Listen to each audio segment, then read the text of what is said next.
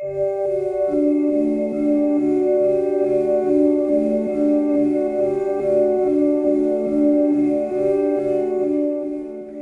I'm Kim Scott, and I am the Director of Nursing at Cypress Cove. I've been with Cypress Cove for going on 12 years now. Recently, we had an event at Cypress Cove which resulted in saving a man's life. One of our dining supervisors, Quanta, noticed one of our residents at lunchtime was acting a little different.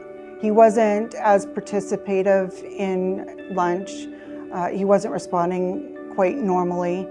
Once she saw that he was turning a little gray in color and just wasn't acting normal, she alerted two of our CNAs that were in the dining room, and they immediately grabbed him and started to wheel him out of the dining room.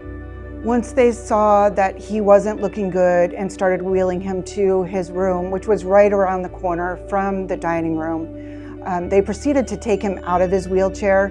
They needed to get him on a hard surface just in case something was going on.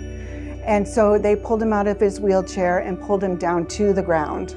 Once Bob was on the floor and on the ground and he was on that hard surface, Annalise alerted the nurse, Nancy, who was on the floor, that something wasn't quite right. And I know at that time, Nancy alerted our Assistant Director of Nursing, Debbie, to come immediately to assess the situation and see what was going on. So once Bob was on the ground and Nancy started to come in and was alerted, and she alerted Debbie, they did begin CPR. So the two CNAs were doing CPR, and Debbie was grabbing the crash cart that we have.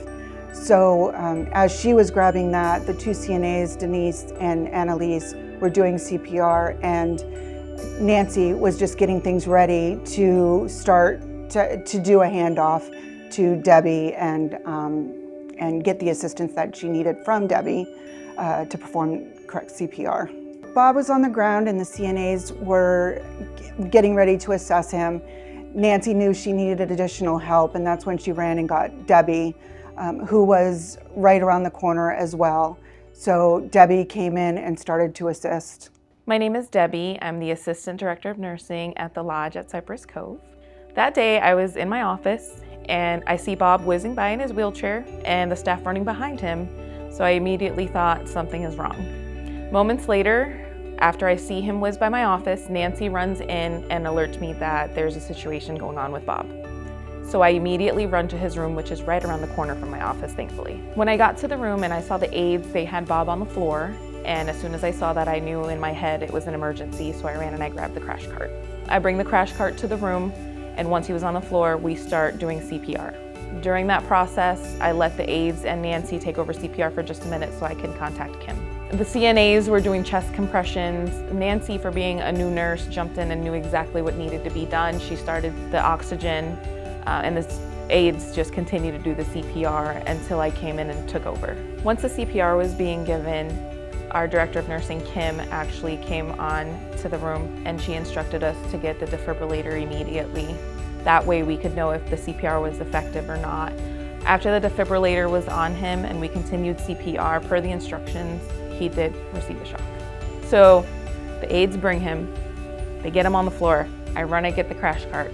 I'm running back and Kim is actually already on the phone because she saw me running around the corner with the crash cart. So Kim and I kind of take over the scene, and I remember her telling me get the defibrillator, so I bring it, we put the pads on him, and then we continue CPR, but we continue the directions on the AED machine. That's when the AED machine advised a shock. So while we were giving CPR, I instructed Nancy actually to grab my phone and call 911.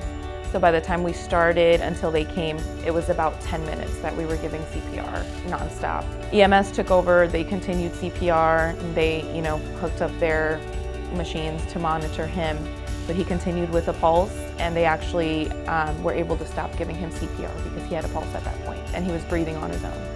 It was about maybe not even 5 minutes after they got in the room. It was pretty quick. They got him on their stretcher and they left and headed to the hospital. Bob was in the ICU. It turned out that he went into cardiac arrest while he was in the dining room getting ready to eat his lunch, and he ended up getting a cardiac stent placed. Within 6 days after his cardiac arrest, Bob was back with us at the lodge at Cypress Cove. Once Bob was home, It was a big celebration upon the staff. They were very happy to see him back with us. And in true Bob fashion, he was complaining of sore ribs.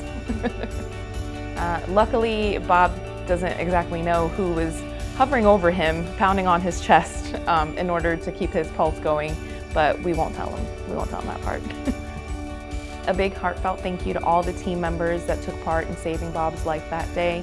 Everybody was an integral part of that team, and we very much appreciate it. It was definitely a team effort that everyone came together and we were able to save this resident's life. As part of the Cypress Cove family, we really do care about our residents and each other.